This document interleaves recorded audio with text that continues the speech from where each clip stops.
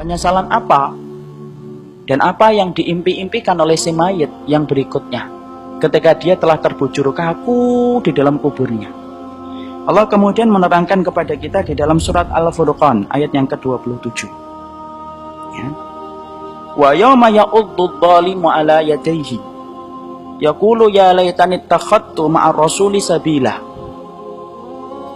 Penyesalan yang berikutnya yang akan dirasakan oleh si mayit adalah ketika Allah menyampaikan tentang apa yang dilakukan oleh si mayit ketika si mayit telah terbujur kaku, tidak mampu untuk menghadirkan kekuatan sedikit pun untuk dirinya. Allah kemudian berfirman, wa yauma ya'uddu adh-dhalimu 'ala yadayhi. Hari ketika orang-orang yang dolim itu menggigit kedua tangannya. Ini menunjukkan apa? Hasrah, kerugian. Kalau kita kemudian merasa rugi itu, kita kan sebagian itu sampai menggigit kedua tangan kita.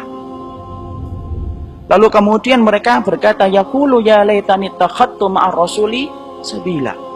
Maka kemudian dia berkata, ya laitani. Kenapa pakai laita bukan la'alla? Padahal laita artinya semoga. La'alla semoga. La'alla itu semoga di mana harapanmu masih bisa terwujud. Itu la'alla. Tapi laita mengharapkan sesuatu yang tidak mungkin terjadi. Itu namanya laita. Maka kemudian ketika para penghuni-penghuni di dalam kehidupan mahsyar, maka kemudian mereka berkata, ya laitani takhadtu ma'ar rasuli sabila. Ya Allah, kalaulah kami dulu mengambil jalan Rasul, menjadi jalan kehidupan kami. Maka kemudian dikatakan oleh Imam Ibnu Katsir di dalam salah satu tafsirnya, nadmul dhalim alladzi faraqa tariqir Rasulillah sallallahu alaihi wasallam. Ini menunjukkan penyesalan orang-orang yang dolim, dan cukuplah orang itu disebut dolim dalam kehidupannya ketika dia meninggalkan jalan yang diretas oleh Nabi. Karena itu akan menjadi penyesalan besar ketika orang itu bertemu dengan hari kiamat, nampak segala perkara-perkara yang dia ingkari, barulah dia sadar, coba kalau dulu saya mengambil jalan yang ditempuh oleh Rasulullah. Jadi Masya Allah, orang yang dolim itu bukan hanya orang yang memukul antum, bukan hanya orang yang menendang antum, memecahkan kaca rumah antum dan merusak mobil antum. Bukan hanya itu orang yang dolim yang dikatakan oleh Allah. Bahkan Allah kemudian mengatakan, wa yauma ya'uddu adh-dhalim.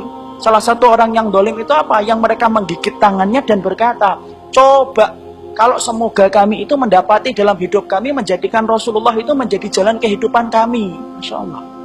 Inilah mahalnya harga ittiba kepada sunnah Rasulullah. Karena sesungguhnya apabila kamu melepaskan sunnah Rasulullah dalam kehidupanmu, sesungguhnya inilah yang kamu akan sesali ketika kamu menghadap Allah dan akan dipertimbangkan segala amal ibadah kita. Inilah pentingnya, Pak. Bahwasanya kemudian ilmu harus bernasab kepada Rasulullah. Kalau anak kita bernasab kepada kita, kalau kemudian anak seseorang bernasab kepada bapaknya, ilmu itu bernasab kepada Rasulullah. Kalau ilmu yang kamu miliki dalam ibadah dan hidup tidak bernasab kepada Rasulullah, jangan harap amal itu akan ditimbang oleh Allah, karena sudah tidak ada alasan untuk menimbang amal itu. Kalau kemudian sudah mengikuti Rasulullah baru ditimbang, baru akan kelihatan ikhlasnya, ikhlas atau enggak, itu akan ketahuan ketika ditimbang. Tapi kalau seseorang di dalam kehidupannya ternyata ilmu yang dia ambil bukan jalan yang diretas oleh Rasulullah, tidak sebagaimana yang dicontohkan Nabi, ya tidak akan ditimbang sholat kita, puasa kita, karena sudah menyelisihi dan meninggalkan contoh dari Rasulullah. Makanya berkali-kali saya sampaikan, bukan? Rasulullah SAW, sebagaimana diterangkan oleh Malik bin Anas rahimahullahu ta'ala. Malik bin Anas itu mengatakan, inna hadal ilm lahmuka wa damuka wa anhu tus'alu yawmal qiyamah. Fangdur amman ta'khudunahu wa anhu tus'alu yawmal qiyamah. Malik bin Anas berkata, sesungguhnya ilmu di dalam kehidupanmu, ilmu kita di dalam kehidupan kita, itu ibaratnya darah dan daging kita. Jadi yang namanya jasad itu kan tergantung kepada darah dan daging. Orang itu disebut manusia ketika ngalir darahnya dan tumbuh dagingnya.